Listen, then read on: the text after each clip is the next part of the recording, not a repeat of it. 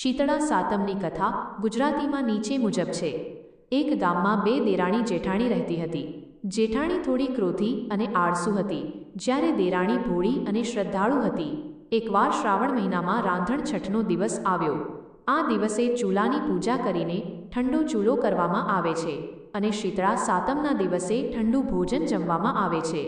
જેઠાણીએ પોતાના આળસુ સ્વભાવને કારણે ચૂલો સળગતો જ રહેવા દીધો અને તેના પર બધી વાનગીઓ બનાવી। બીજી તરફ દેરાણીએ બધી વાનગીઓ રાંધીને ચૂલાને બરાબર પાણીથી ઠારી દીધો।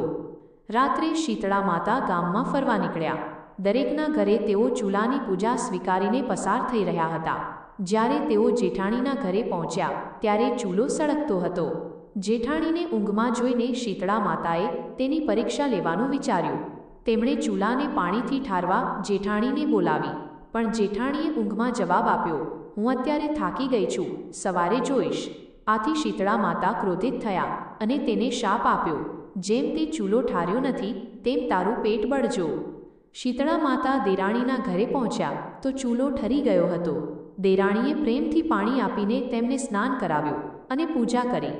શીતળા માતાએ તેના પર પ્રસન્ન થઈને તેને આશીર્વાદ આપ્યા। સવારે ઉઠીને જેઠાણીએ જોયું તો તેનો બાળક મૃત્યુ પામ્યો હતો। તે રડવા લાગી।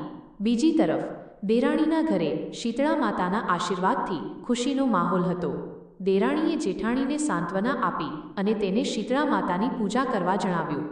જેઠાણીએ પશ્ચાતાપ સાથે શીતળા માતાની પૂજા કરી। આખરે શીતળા માતા પ્રસન્ન થયા અને તેના બાળકને ફરી જીવિત કર્યો। આ ઘટનાથી જેઠાણીને પોતાની ભૂલ સમજાઈ અને તેણે શ્રદ્ધાથી શીતળા સાતમનું વ્રત કરવાનું શરૂ કર્યું। આ કથા શીતળા માતાની શક્તિ અને શ્રદ્ધાના મહત્વને દર્શાવે છે। આ વ્રત દ્વારા બાળકોના સ્વાસ્થ્ય અને પરિવારની સુખ શાંતિ માટે પ્રાર્થના કરવામાં આવે છે।